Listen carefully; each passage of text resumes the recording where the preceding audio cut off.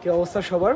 So GST ভর্তি পরীক্ষা ছিল আজকে। অধিকাংশ ভর্তিচ্ছু শিক্ষার্থীদের এইটাই এই বছরের শেষ ভর্তি পরীক্ষা। আইইউটি ভর্তি পরীক্ষা আছে নেক্সটে, বাট ওটা ইংলিশ ভার্সন হয়, ম্যাক্সিমাম স্টুডেন্ট সেটা অ্যাটেন্ড করে না।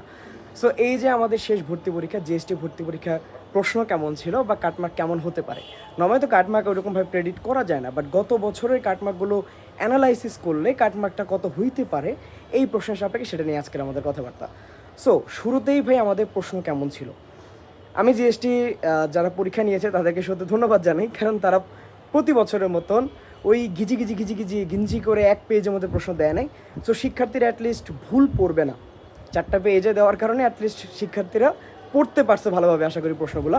আর প্রশ্ন কেমন ছিল, আমার মতে প্রশ্নটা মানে তুলনামূলক অন্য বছরের তুলনায় একটু জটিল ছিল, বলবো না যে খুব একটা কঠিন।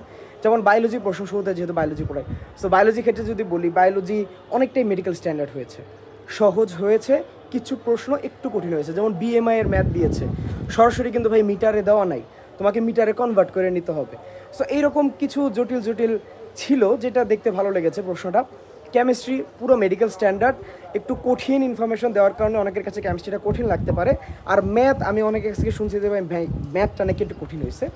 সো ফিজিক্স একটু কঠিন হয়েছে। সো ভাই নর্মালি কাটমার্ক যেমন থাকে, কাটমার্ক নর্মালি থাকে ভাই 40-এর আশেপাশে, যেমন 45 বা 46। এইবার সেটা 40-এর কাছাকাছি আসতে পারে। এবং যেটা গুরুত্বপূর্ণ কথা, যে কেমিস্ট্রি আর ম্যাথ অধিকাংশের ক্ষেত্রে যেহেতু কঠিন লাগতেছে, অন্যান্য বছরের কাটমার্কের তুলনায় এবারে কাটমার্কটা আরেকটু কমার কথা। সো কোশ্চেনের সলভগুলো দেখো, জুম্মার দিন আশা করি নামাজ টামাজ পড়ে আসছো। আমি নামাজ টামাজ পড়ে এসে আমার মনে হলো যে তোমাদের সাথে একটু কথা বলা দরকার। সো সেই জন্যই আমার এখানে আসা। এবং একটা দিন সবসময় মনে রাখবা যে আল্লাহ যা করে ভালোর জন্য করে। সো আজকের পরীক্ষা যেমনই হোক, তোমরা নিজেদেরকে স্ট্রং রাখবা।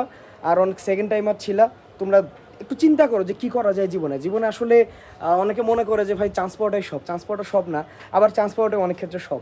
কারণ অনেক ক্ষেত্রে পরিবারের অনেক চাপ থাকে, পরিবারের অনেক এক্সপেকটেশন থাকে, অনেকে প্রাইভেটে পড়ার সেরকম ক্যাপাবিলিটিস থাকে না। সো সেই ক্ষেত্রে তোমরা কী করতে পারো সেটা নিয়ে একটু চিন্তা ভাবনা করো। আর পরীক্ষার রেজাল্টের আগ পর্যন্ত একটু মাথাটা ঠান্ডা রাখো, ওকে? আর অনেকে দেখতেছে বলতেছে যে অফিসিয়ালি ভাইয়া সেকেন্ড টাইমার হয়ে গেলাম। So there is no regret, there should be no regret. হয়তো তোমার কোনো একটা জায়গায় গাফিলতি ছিল, হয়তো বা তোমার লাকটা ফেভার করে না, তুমি তো পড়ছো, অনেক চেষ্টা করছো, বাট লাকটা ফেভার করে নাই। সো এইসব নিয়ে অতিরিক্ত মাথা খাওয়াবো না, আল্লাহ ভরসা, যা হবে দেখা যাবে। ঠিক আছে, আমাদের সবসময় বিশ্বাস রাখতে হবে যে যা হবে দেখা যাবে, এবং আমরা যাতে নিজেদেরকে সবসময় স্ট্রং রাখতে পারি। সো পরীক্ষার প্রশ্ন কেমন হয়েছিল আমি আগেই বলছি যে ভাই একটু অন্যান্য বারের তুলনায় একটু তুলনামূলক জটিল হয়েছে। সো এইটা নিয়ে অত বেশি ঘাবড়ানোর দরকার নেই, কারণ পাস মার্ক 30, 40-এর উপরে পাইলে তোমার চান্স পাওয়ার সম্ভাবনাটা একটু বেড়ে যাবে। আর 50-এর উপর পাইলে তুমি ভাই একটা সিট পেয়ে গেছো, তুমি ধরে নিতে পারো। আর যারা ভাই মানে ফার্স্ট টেস্ট হবে তাদের ক্ষেত্রে কিছু বলবো না, এবার তো আমাদের সাস্ট বের হয়ে গেছে। সো সাস্টের ক্ষেত্রে সাস্টের প্রশ্ন প্রতিবারের মতোই একটু অন্যরকম হয়, ওইটা তো আলাদা। সো জিএসটি ভর্তি পরীক্ষার প্রশ্ন আশা করি তোমরা অন্যান্য বারের তুলনায় কঠিন হইলেও তোমরা আশা করি চান্স পেয়ে যাবে। এটা নিয়ে এত টেনশন করার দরকার নাই, আল্লাহ ভরসা। এবং মনে রাখবা যে আল্লাহ যা করে ভালোর জন্য করে, ওকে? আসসালামু আলাইকুম, আল্লাহ হাফেজ।